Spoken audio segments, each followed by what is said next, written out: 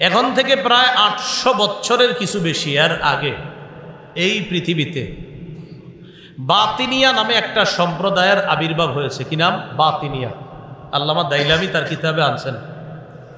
এই বাতিনিয়া সম্প্রদায়, তাদের নেতা যে ছিল তার নাম উবাইদুল্লাহ বিন হাসান। কি নাম নেতার নাম? উবাইদুল্লাহ বিন হাসান। তার কিছু মুরিদ তৈরি হলো, অনুসারী তৈরি হইল। এই অনুসারীদেরকে সে বুঝাইতে লাগলো, তোমাদের ঘরে যে বোন আছে, সুন্দরী বোন, এই বোন তুমি দেইখা শুইনা বড় করলা, এই বোন তোমাদের সামনে বড় হলো, তুমি তোমার বোনকে বুঝলা, তোমার বোনও তোমারে চিনলো, তুমি তার ভাই, ভাইয়ের রুচিগুলা বোন বুঝে, বোনের রুচিগুলা ভাই বুঝে, এমন একটা বোনকে অন্য কারো বিবি বানায়া কেমনে তোমরা পাঠাও? নাউজুবিল্লাহ। সে তার অনুসারীদেরকে বলল, কয় বিবেক তো এটা দেয় না, বিবেক তো বলে যে বোন আসলেই তো বোন রে ভাই সবচেয়ে বেশি চিনে। তো সে বিবেকের কাছে বলল সব অনুসারীদেরকে যে না না, বোন রে অন্য কোথায় দেওয়া এটা বিবেক পরিপন্থী কাজ, তাই বোন রে কোথাও দিবা না, আপন ভাই তার আপন বোনকে বিয়ে করো।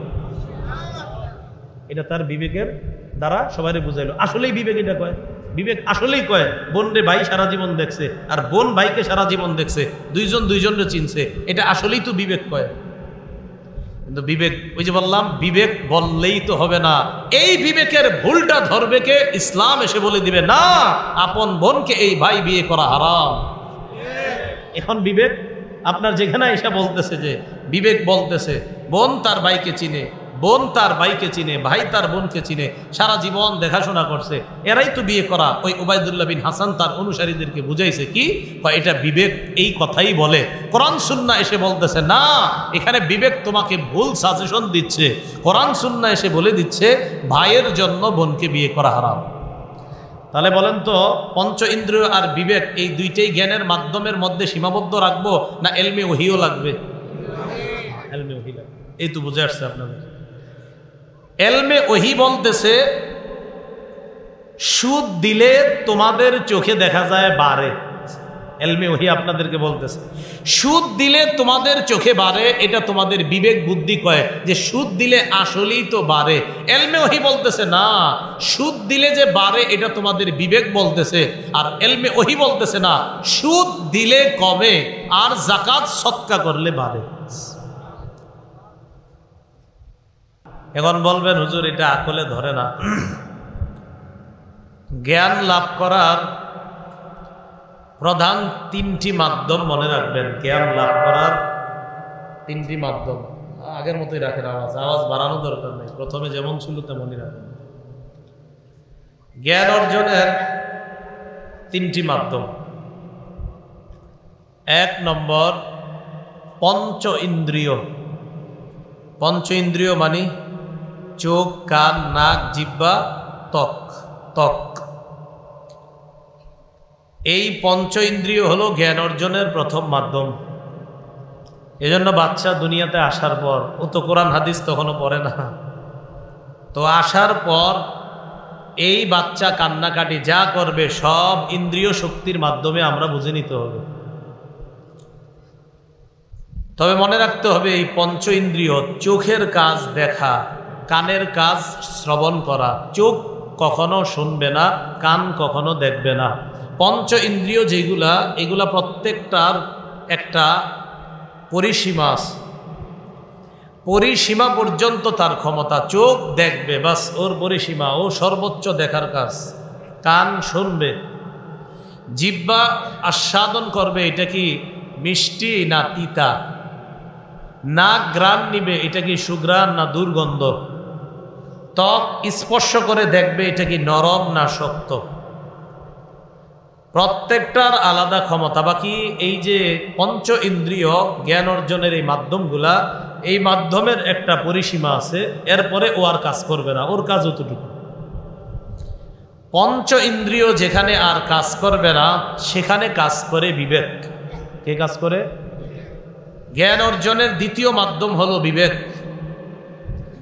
যেমন এই চেয়ারটা আমি দেখলাম, দেখার পর খুব সুন্দর, সব ঠিক আছে, চোখ দিয়ে দেখে সুন্দর, হাত দিয়ে স্পর্শ করে শক্ত, সব বুঝলাম।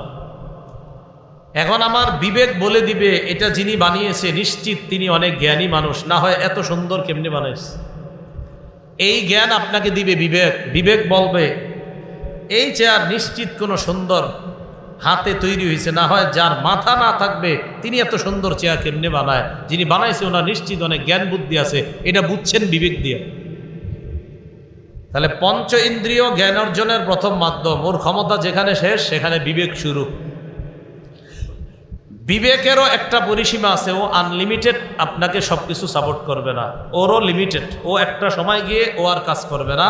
যেখানে বিবেক আর কাজ করবে না সেখানে জ্ঞান অর্জনের তৃতীয় মাধ্যম এবং প্রথম প্রধান মাধ্যম ইলমে ওয়াহি, আল্লাহ প্রদত্ত বিদ্যা।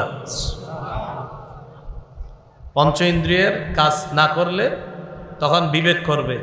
বিবেকের কাজও এক সময় শেষ হয়ে যাবে, তখন কি করবে?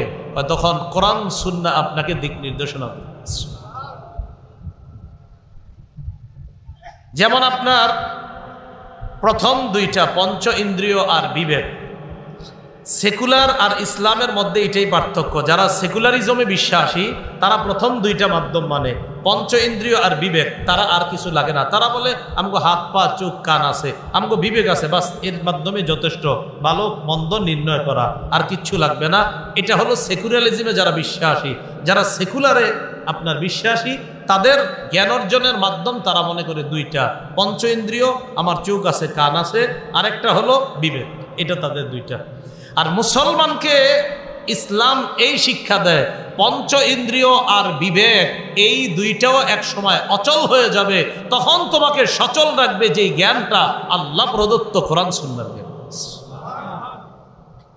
এটা হলো তৃতীয় মাধ্যম। এটা কি? ইলমে ওয়াহি। খুব মন দিয়ে শুনেন। ইবনে মাজাহ 349 নম্বর হাদিস। এই হাদিসের বর্ণনাকারী নবীর সাহাবী আবু বকরা রাদিয়াল্লাহু তাআলা। আবু বকর না, আবু বকরা। নবীর একজন সাহাবী আছে, নাম কি? নাম আবু বকরা। عن أبي بكرة رضي الله تعالى عنه قال مر رسول الله صلى الله عليه وسلم بقبرين। নবীজি দুই কবরের পাশ দিয়ে অতিক্রম করলেন। কবরের দিকে তাকায় বললেন ইন্নাহুমা লা ইউআজ্জাবান, এই দুই কবরের মধ্যে শাস্তি দেওয়া হচ্ছে, আযাব দেওয়া হচ্ছে। ওমা ইউআজ্জাবানি ফি কাবীর, বড় কোনো অপরাধে শাস্তি দেওয়া হচ্ছে না। আম্মা আহাদুহুমা ফায়ুআজ্জাবু বিল বাউল, একজনকে শাস্তি দেওয়া হচ্ছে প্রস্রাবের কারণে। দুনিয়ায় প্রস্রাব করে ভালোভাবে পবিত্রতা অর্জন করতো না, সিটা ফোটা থেকে বাঁচতো না। প্রস্রাবের থেকে যে তার পবিত্রতা অর্জন করতে হবে এটাতে সে গুরুত্ব দিত না, এই কারণে তার কবরে আযাব হচ্ছে। এখন ইমাম সাহেবদেরকে সবাই খালি প্রশ্ন করে, হুজুর টিস্যু নিলে কি পানিও লাগবে? হুজুর পানি শুধু নিলে হবে না, টিস্যু না নিলে হয় না? আমার কথা, টিস্যু আর পানি নিলে পবিত্রতা কি কম হয় না বেশি হয় সেটা বলে। এই প্রশ্ন করা কি দরকার? এরপরেও যদি আপনার টিস্যু কেনার টাকা না থাকে, দুইটা অপশন। এক, মসজিদে এখন টিস্যু পাওয়া যায় সব জায়গায়। দুই, যদি আপনার একান্ত টিস্যু লাগেই ইমাম সাহেবরে বলবেন হুজুর আমার দুনিয়াতে সব আছে, গাড়ি বাড়ি সব আছে, কিন্তু টিস্যু কেনার টাকাটা নাই, আমার চান্দা তুইলা টিস্যু কিনা। ইমাম সাহেব ব্যবস্থা করে দেবে ইনশাল্লাহ। এই ইমাম সাহেবরা আছে, ব্যবস্থা করে দেবে। কারণ আপনার শুধু টিস্যুটাই তো সমস্যা, এটা ওনারা চাঁদাও লাগবে না, আপনার ব্যবস্থা করে, জি ভাই আপনি নেন টিস্যু নেন, আপনি দুনিয়ার তরি তরকারি সব ঠিক আছে কিনা, শুধু টিস্যুর টাকাটারই তো অভাব, তো নেন টিস্যু কিনা। এই কথার পরে যদি শরম লজ্জা থাকে তো বুঝবেন পবিত্রতা কারে করে। পবিত্রতা বেশি অর্জন করা আল্লাহর ভালোবাসার পাত্র হওয়ার কারণ। আল্লাহ বলেন ওয়ায়ুহিব্বুল মুতাতাহহিরিন, যারা অধিক পবিত্রতা অর্জন করে আল্লাহ তাদেরকে ভালোবাসে। আয়াত যখন নাজিল হয়েছে নবীজি দৌড়ে গেছেন, যাদের ব্যাপারে নাজিল হয়েছে তাদেরকে গিয়ে বলে এদিকে আসো, তোমরা নাপাকি থেকে পবিত্রতা অর্জন করো কেমনে? হুজুর আমরা ঢিলাও নেই পানিও নেই, আমরা 3টা পাথর নিয়ে ঢিলা নেই আবার পানি নেই। ও আচ্ছা, ডাবল পবিত্রতা, ঢিলাও নেও আবার পানিও নাও। হ্যাঁ, এই জন্য তো আল্লাহ বলছে বেশি পবিত্রতা অর্জন করো বলেই তোমাদের ব্যাপারে আল্লাহ কোরআনে আয়াত নাজিল করেছে। হুজুর টিস্যু না নিলে হবে না, এটা জিজ্ঞানো কি দরকার? প্রস্রাবের নাপাকি থেকে বাইছেন, সিটা ফোটা থেকে বাইছেন, আর শীতকালে তো আপনি জানবেনও না ফোটা পড়তেছি কিনা। আল্লাহ বুঝার তৌফিক দান করে। তো এক কবরে আযাব হইতেছে ওই প্রস্রাবের নাপাকির কারণে। প্রিয় ভাইরা, এই ভুলগুলা হয়নি আমাদের? লেখা আছে দাঁড়িয়ে প্রস্রাব করবেন না মসজিদের ইয়াতে, এরপরও শুনি দাঁড়িয়ে প্রস্রাব করে, ওই সিটাগুলা না প্যান্টে এসে লাগতেছে, ওনার শরীরে এসে লাগতেছে। আবার আরেকটা কি হয়, আপনার দাঁড়িয়ে প্রস্রাব করলে ওই প্রস্রাবের সিটা আপনাদের প্রস্রাবখানার দেয়ালগুলাতে লাগতেছে। এক নাম্বার, প্রস্রাবের কারণে তার কবরে আযাব হয়। ওয়া আম্মাল আখারু ফায়ুআযাবু বিল গীবা, আরেক কবরের মধ্যে আযাব হয় গীবতের কারণে। নাউযুবিল্লাহ। গীবত বলেন কি? হাদিসের মাধ্যমে জানলাম গীবত করা কবরে আযাব হওয়ার কারণ। 2, যে ব্যক্তি গীবত করবে ওই ব্যক্তির ব্যাপারে রাসূলুল্লাহ সাল্লাল্লাহু আলাইহি সাল্লাম বলেন সে সবচেয়ে বড় সুদ খায়। ঠিক আছে, সুদ খাওয়া হালাল না হারাম? গীবত সবচেয়ে বড় সুদ, মানে সুদ তো হারাম, নবীজি বলতেছেন গীবত ওই সুদের মধ্যে বড় সুদ গীবত। আবু দাউদ শরীফের 4876 নম্বর হাদিস। عن سعيد بن زيد عن النبي صلى الله عليه وسلم قال إن من أربى الربا الاستطالة في عرض المسلم بغير حق। নবীজি বলেন সবচেয়ে বড় সুদ হলো কোন মুসলমানের অন্যায়ভাবে সম্মান হানি করা। গীবতের মাধ্যমে, অপবাদের মাধ্যমে, মিথ্যা কথার মাধ্যমে কোন মুসলমানের সম্মান হানি করা, নবী বলেন সবচেয়ে বড় সুদ। আল্লাহ জবানকে হেফাজত করার তৌফিক দান। গীবতের ক্ষতি নাম্বার 3, যে ব্যক্তি গীবত করবে, কোন মুসলমানের ইজ্জতে আঘাত করবে, আল্লাহ তারে তার ঘরে হলেও লাঞ্ছিত করে ছাড়বে। ওর ঘরে হলেও, মনে করেন ও গীবত করে আরেকজনের, টেনশনে আছে আমি বাহিরে গেলে সমস্যায় যদি পড়ি, তো ঘরে থাকে সেফটির জন্য। রাসূল বলেন তোমারে ঘরে অপমান করবে না। আবু দাউদ শরীফের বর্ণনা 4880 নম্বর হাদিস। এই হাদিসের বর্ণনাকারী সাহাবীর নাম আবু বারজাহ আল আসলামী রাদিয়াল্লাহু তাআলা। عن أبي برزة الأسلمي رضي الله تعالى عنه قال قال رسول الله صلى الله عليه وسلم يا معشر من أسلم بلسانه ولم يدخل الإيمان قلبه। এই সমস্ত মুসলমান যারা মুখে ইসলাম গ্রহণ করেছ, যাদের কলবের মধ্যে এখনো ঈমান ঢুকে নাই, লা তাগতাবুল মুসলিমিন, তোমরা মুসলমানদের গীবত করো না। নবী বলেন তোমরা মুসলমানদের গীবত করো না।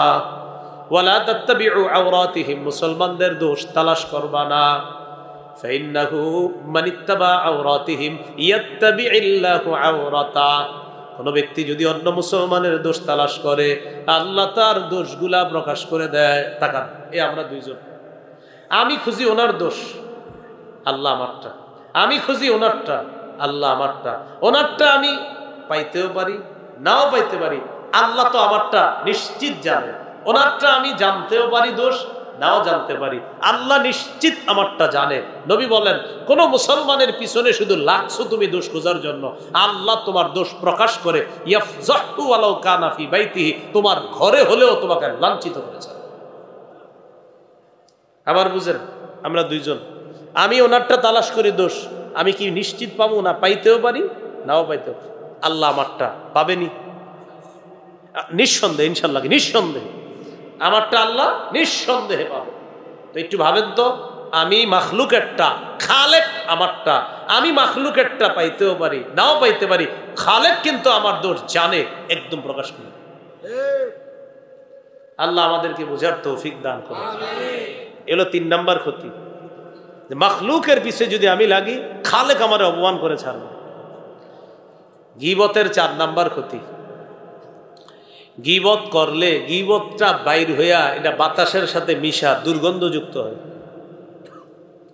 আমাদের নাকে দুর্গন্ধ আসলে আমরা মনে করি এটা ট্যানারির দুর্গন্ধ, কথার কথা, অথবা এটা সাপ মরা দুর্গন্ধ, এটা কুকুর মরা দুর্গন্ধ।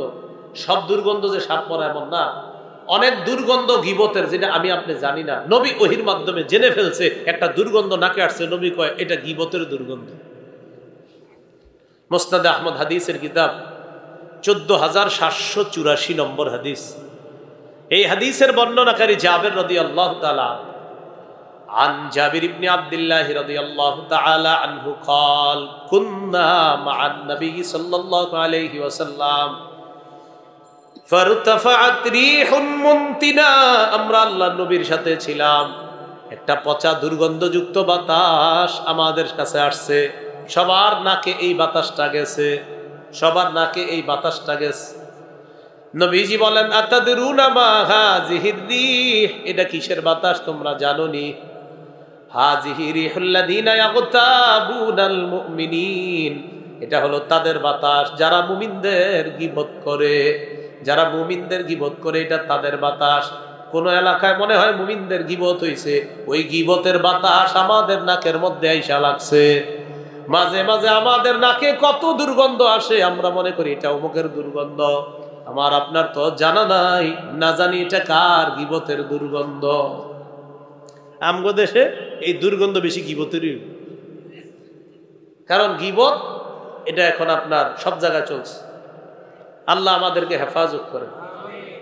হ্যাঁ, গীবত গীবাতের মজা, খালি মজা, গীবতে কিন্তু খুব মজা। 5 নম্বর, যে ব্যক্তি গীবত করে কিয়ামত পর্যন্ত তামার নখ দিয়ে তার চেহারা আর বুক সে খামচাইতে থাকবে। আবু দাউদ শরীফের 4878 নম্বর হাদিস। এই হাদিসের বর্ণনাকারী আনাস ইবনু মালিক রাদিয়াল্লাহু তাআলা عن أنس بن مالك رضي الله تعالى عنه قال قال رسول الله صلى الله عليه وسلم لما عرج بي مررت بقوم لهم أصفار من نحاس يخمشون وجوههم وصدورهم। নবী বলেন মেরাজের রাতে আমি রওনা করলাম, একদল মানুষের পাশ দিয়ে গেলাম, যাওয়ার সময় তাদেরকে দেখলাম তাদের নখগুলা তামার নখ। তামার নখ, তামা চিনেননি? তামা তামা তামার নখ। এই তামার নখ দিয়ে তাদের চেহারা খামচায়, বুক খামচায়, চেহারা খামচায়, বুক খামচায়।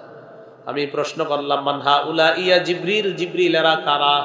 জিবরিল আমিন জবাব দেয় হা উলা ইল্লাযিনা কুলুনা লুহুমান নাস, এরা তারা যারা মানুষের গোশত ভক্ষণ করত দুনিয়ার মধ্যে, মানে গীবত করত, এরা তারা। কিয়ামত পর্যন্ত এইভাবে তারা তাদের মুখ আর বুক খামচাইতে থাকবে। 6 নম্বর, যারা গীবত করে, গীবতের ক্ষতি একটা, গীবত করা মানে পেটের মধ্যে এক গোলা আগুন ঢুকানো। একটা গীবত এক দলা আগুন, একটা গীবত এক দলা আগুন। প্রতি গীবত আগুন, প্রতি গীবত আগুন। গীবত বের করি মুখ দিয়ে, সাথে সাথে আগুনের দলা ঢুকে। গীবত বের করি মুখ দিয়ে, আগুনের দলা ঢুকে। দলিল আবু দাউদ শরীফের 4881 নম্বর হাদিসের বর্ণনা।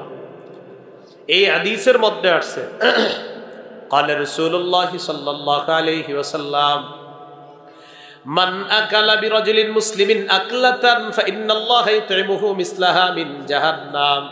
এক লোকমা খাবার খাইতে খাইতে গীবত করতেছেন, এক লোকমা খাবার এনেছে, আরে জানো লোকটা কত খারাপ, খাবারটা গিলছেন।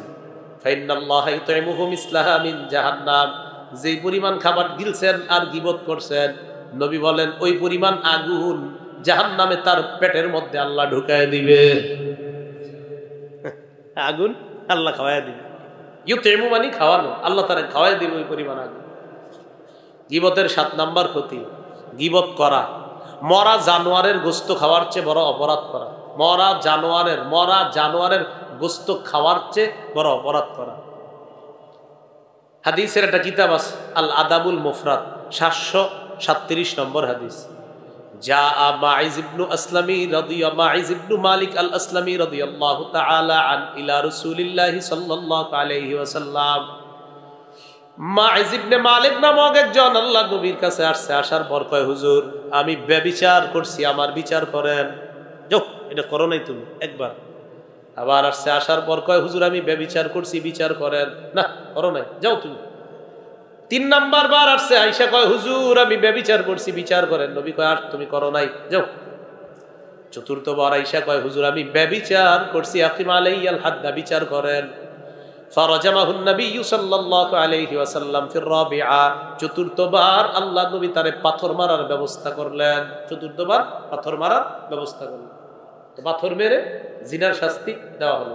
মরে পড়ে আছে, লাশটা পড়ে রয়েছে। ফামাররা বিহি রাসূলুল্লাহ সাল্লাল্লাহু আলাইহি ওয়াসাল্লাম, লাশের পাশ দিয়ে নবী রওনা করছে।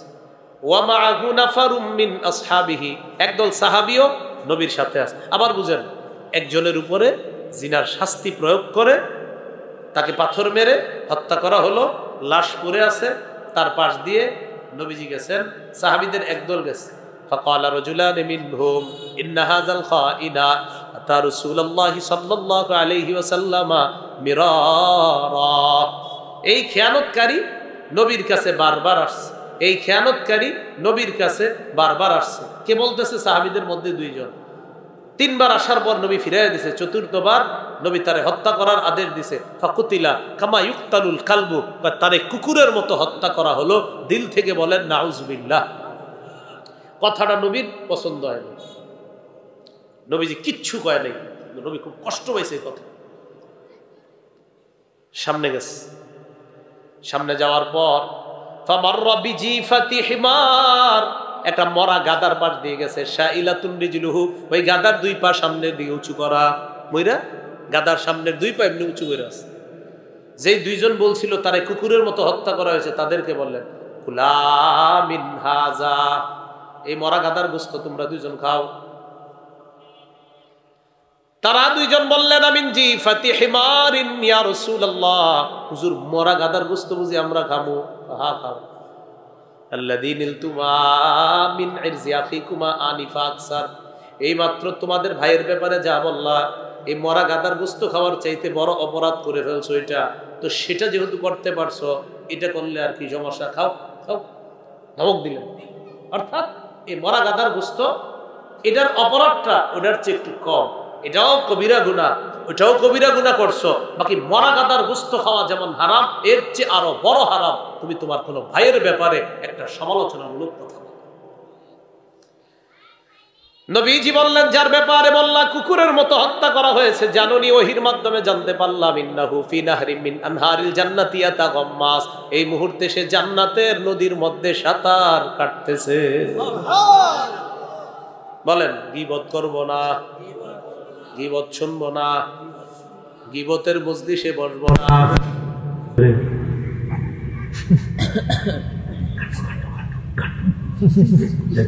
খাটো খাটো কানা কানা কানা ল্যাংড়া ল্যাংড়া, চা খাইতেছি 4-5 জন বন্ধু, এই দোস্ত কে যায় দেখতো, ল্যাংড়া কানা, হে হে হে হাসলেন, এটা ইশারার গীবত।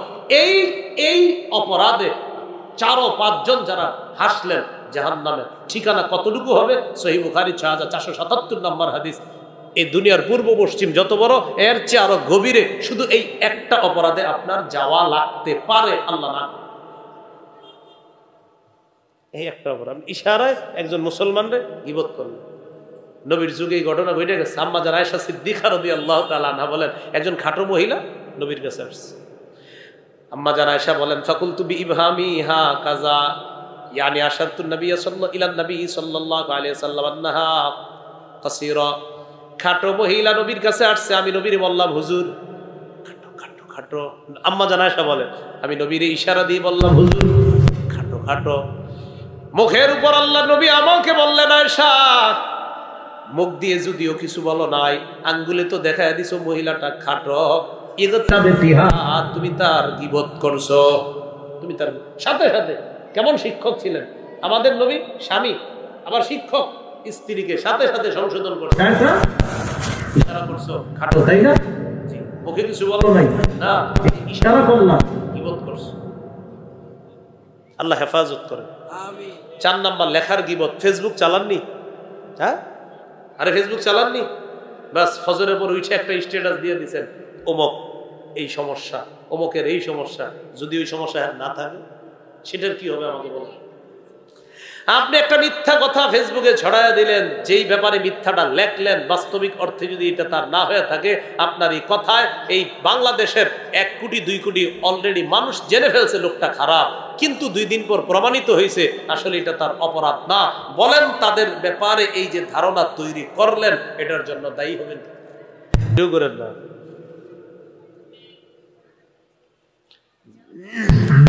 ভিডিও করেন না। না করার পর ঠিক আছে চেহারা না দেখায় করতেছেন, না করার পর কোনো কাজ করবেন না। হ্যাঁ, এটা করলে কি হয়? সমস্যা হয়। হ্যাঁ,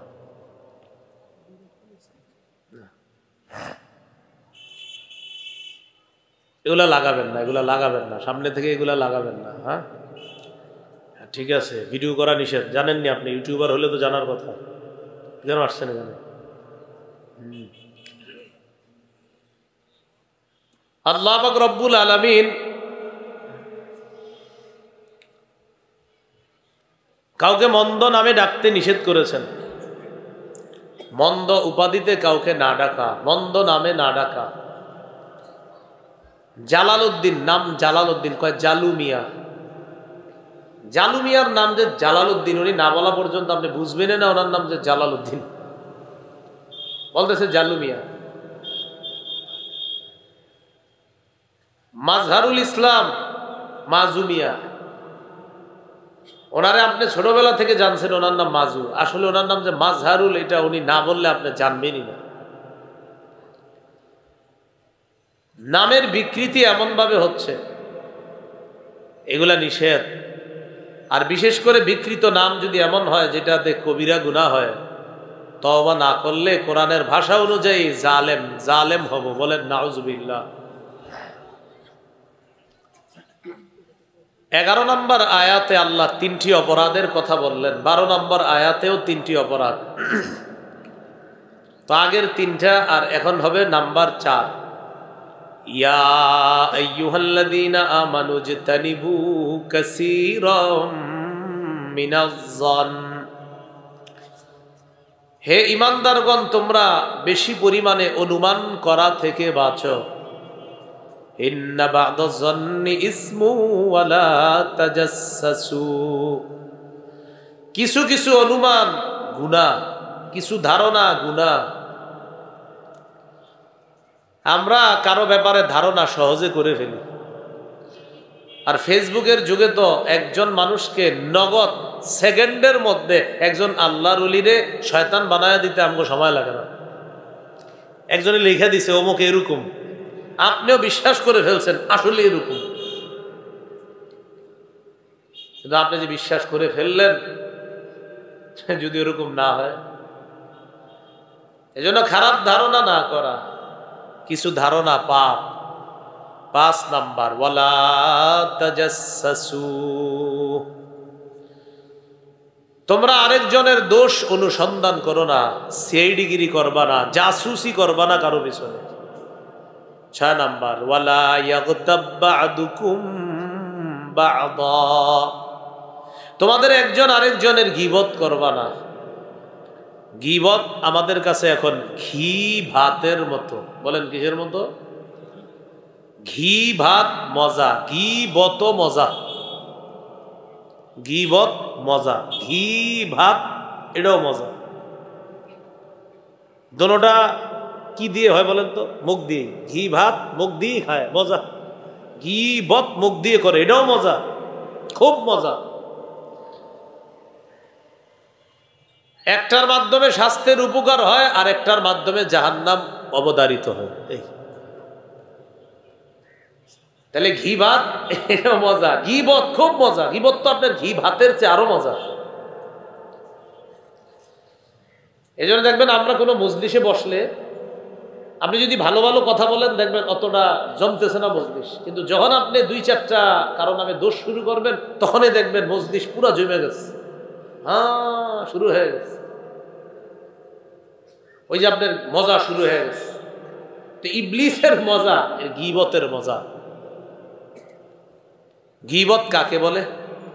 তিরমিজি শরীফের 1934 নম্বর হাদিসের বর্ণনা, 1934। মুসলিম শরীফের কিতাবুল বিররি ওয়াসসিলাতি ওয়াল আদাব বাবু তাহরিমিল গীবা, গীবত করা হারাম, এই শিরোনামে একটা হাদিস। عن أبي هريرة رضي الله تعالى عنه قال قال رسول الله صلى الله عليه وسلم أتدرون ما الغيبة রাসূলুল্লাহ সাল্লাল্লাহু আলাইহি ওয়াসাল্লাম বলেন, তোমরা কি জানো গীবত কাকে বলে? ক্বালু আল্লাহু ওয়া রাসূলুহু আ'লাম, আল্লাহ আর তার নবী ভালো জানে। নবীজি বললেন, যিকরুকা আখাকা বিমা ইয়াকরাহু, তুমি তোমার ভাইয়ের ব্যাপারে এমন কিছু বলা, কোন ব্যক্তির ব্যাপারে এমন কিছু বলা যে কথাগুলা যদি ওই ব্যক্তি শোনে তাহলে অপছন্দ করবে, তার ব্যাপারে এই কথাগুলা বলার নামই গীবত। আমি ওনার ব্যাপারে আপনাদের সামনে কিছু বলছি, উনি এখানে নাই, কিন্তু উনি যদি থাকতেন এগুলো অপছন্দ করতেন, এটি গীবত। قيل أرأيت إن كان في أخي ما أقول يا رسول الله, আমি যার ব্যাপারে বললাম সত্যিকার অর্থে যদি তার মধ্যে এই দোষগুলা থাকে তাহলেও কি গীবত হবে? এলাকার এক আব্দুর রহমানের কোন এক ব্যক্তির ব্যাপারে আপনাদের সামনে বললাম, নবীজিরে বললেন, হুজুর যদি আমি যার ব্যাপারে বললাম তার মাঝে যদি সত্যি সত্যি এই অপরাধটা থাকে তাহলেও কি গীবত? রাসূলুল্লাহ সাল্লাল্লাহু আলাইহি সাল্লাম বললেন, ইন কানা ফীহি মা তাকুলু ফাকাদ ইগতাবতা, যার ব্যাপারে তুমি বললা তার মধ্যে যদি এটা থাকে এটার নামই গীবত। ওয়া ইন লাম ইয়াকুন ফীহি মা তাকুলু ফাকাদ বাহাত্তা, তার মধ্যে যদি সেটা না থাকে এটার নাম হলো অপবাদ। বুঝে থাকলে বলেন, আমি একজনের সমালোচনা করছি, আসলে তার মাঝে এই দোষটা আছে, কি এটার নাম? গীবত। আসলে তার মাঝে এই দোষটা নাই, এটার নাম অপবাদ। বুঝে আসছে? তাহলে থাকলে গীবত, না থাকলে অপবাদ। গীবত একজন মুসলমানের সম্মান হানি করে, গীবতের মাধ্যমে একজন মুসলমানের সম্মান হানি হয়। একজন মুসলমানের সম্মান হানি করা হারাম। বলেন হারাম, সবাই বলেন কি?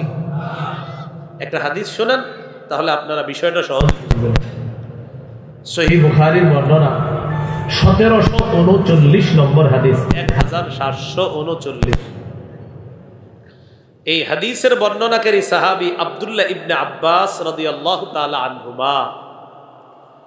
عن عبد الله بن عباس رضي الله تعالى عنهما قال أن رسول الله صلى الله عليه وسلم خطب الناس يوم النحر, নবীজি বিদায় হজে আরাফার দিনে অর্থাৎ কোরবানির দিনে রাসূলুল্লাহ সাল্লাল্লাহু আলাইহি ওয়াসাল্লাম, কোরবানির দিনে রাসূলুল্লাহ সাল্লাল্লাহু আলাইহি সাল্লাম একটা ভাষণ দিলেন সাহাবীদের উদ্দেশ্যে। কোন দিনে? কোরবানির দিন, অর্থাৎ 10ই জিলহজ। বলেন কয় তারিখে? 10ই জিলহজ। ভাষণে রাসূল সাল্লাল্লাহু আলাইহি সাল্লাম বললেন, আইয়ু ইয়াউমিন হাযা, আজকে কোন দিন? তো জিলহজ মাসের 10 তারিখে আমরা কি কই? কোরবানির দিন। নবীজি বললেন, ইয়াউমুন হারাম, আজকের দিনটা সম্মানিত দিন। এরপর নবী বললেন, আইয়ু বালাদিন হাযা, এটা কোন শহর? বালাদুন হারাম, এটা পবিত্র শহর, সম্মানিত শহর মক্কা। এরপর নবী বললেন, আইয়ু শাহরিন হাযা, এটা কোন মাস? শাহরুন হারাম, এটা হলো সম্মানিত মাস, জিলহজ মাস। তাহলে জিলহজ মাস, মক্কা, জিলহজের 10 তারিখ। বলেন তিনটাই সম্মানিত। জিলহজ মাস সম্মানিত, জিলহজের 10 তারিখ সম্মানিত, পবিত্র শহর মক্কা সম্মানিত। নবীজি কি বলে দেখেন, ফাইন্না দিমাআকুম ওয়া আমওয়ালাকুম ওয়া আ'রাদাকুম আলাইকুম হারামুন কাহুরমাতি ইয়াউমিকুম হাযা ফি বালাদিকুম হাযা ফি শাহরিকুম হাযা। কি কয় দেখেন, জিলহজ মাস যেমন সম্মানিত, পবিত্র শহর মক্কা যেমন সম্মানিত, জিলহজের 10 দিন যেমন সম্মানিত, তেমনি ভাবে এক মুসলমানের রক্ত, এক মুসলমানের সম্পদ, এক মুসলমানের ইজ্জত, অপর মুসলমানের জন্ম, এই সম্মানিত জিলহজ, সম্মানিত মক্কা আর সম্মানিত কোরবানির দিনের মতো আমি নবী মুসলমানের ইজ্জতকে সম্মানিত বলে ঘোষণা করলাম। মুসলমানের ইজ্জত সম্মানিত কেমন? মক্কা যেমন সম্মানিত